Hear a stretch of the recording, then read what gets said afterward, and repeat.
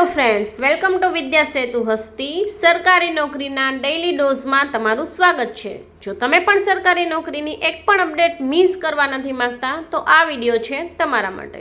હું તમારી સમક્ષ શિક્ષક ભરતી, યુપીએસસી, જીપીએસસી, બેંક ભરતી, તલાટી, ક્લાર્ક આવી ભરતી છે તેની વેકેન્સી, રિઝલ્ટ, કોલ લેટર અને અન્ય તમામ અપડેટ છે એ લઈને આવું છું. તો ચેનલ પર નવા હોય તો ચેનલને અવશ્ય સબસ્ક્રાઈબ કરજો.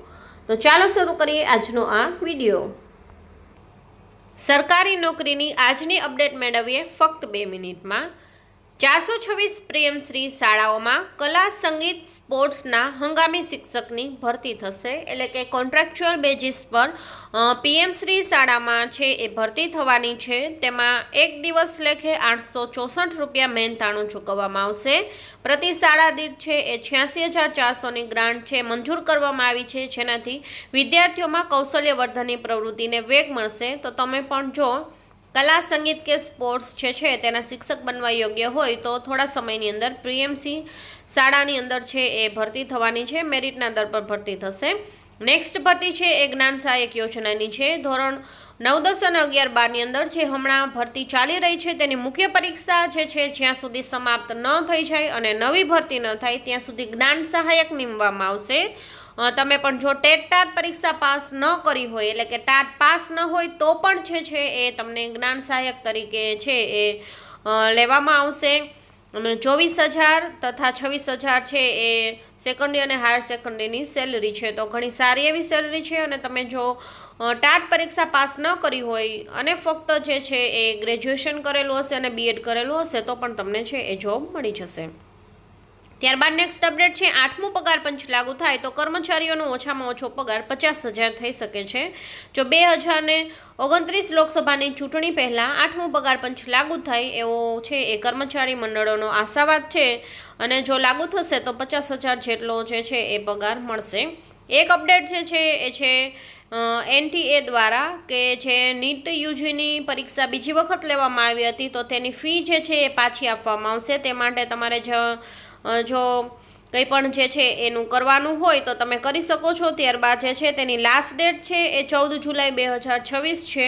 તો તમારે પણ જો ફી પાછી જોઈતી હોય તો તમે જે છે એ એપ્લાય કરી શકો છો, જેની લાસ્ટ ડેટ છે 14 જુલાઈ. તો એ પહેલાં તમારે જે છે એ ફી બાબતે છે એ એપ્લાય કરી દેવું, ત્યારબાદ ફી પરત મળશે નહીં.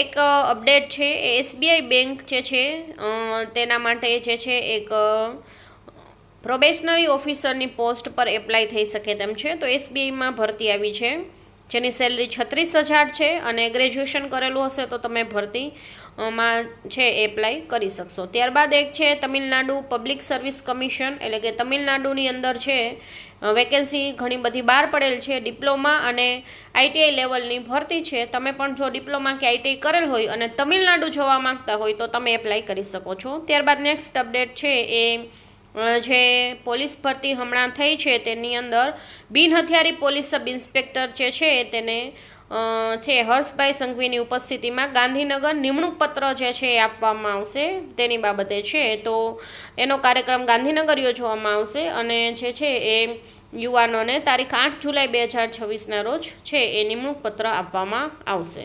ત્યારબાદ એક જીપીએસસીની અપડેટ છે કે ડેપ્યુટી સેક્શન ઓફિસર લો સાઇડ ક્લાસ 3 જે છે તેનું જે છે ઓપ્શન આઉટ લિસ્ટ છે બહાર પડી ગયું છે. તો તમે વેબસાઇટ પર જઈ અને આ એક તમે જો ડેપ્યુટી સેક્શન ઓફિસરની અંદર ફોર્મ ભરેલ હોય તો અપડેટ અવશ્ય ચેક કરી લેવી.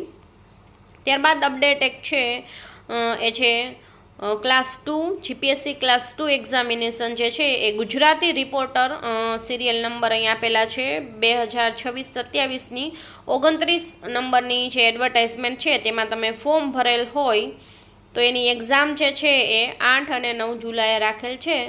તો અવશ્ય છે એ તમારે ચેક કરી લેવું. તો આ હતી આજની લેટેસ્ટ અપડેટ. આવો જો તમે સરકારી નોકરીનો ડેઇલી ડોઝનો વિડીયો જોવા માંગતા હોય અને ચેનલ પર ના હોય તો ચેનલને અવશ્ય સબસ્ક્રાઈબ કરજો. કંઈ પણ પ્રશ્ન હોય તો કમેન્ટ બોક્સમાં તમે રજૂ કરી શકો છો. અને ફરી મળીશું નેક્સ્ટ અપડેટ સાથે આવતીકાલે. ત્યાં સુધી આવજો.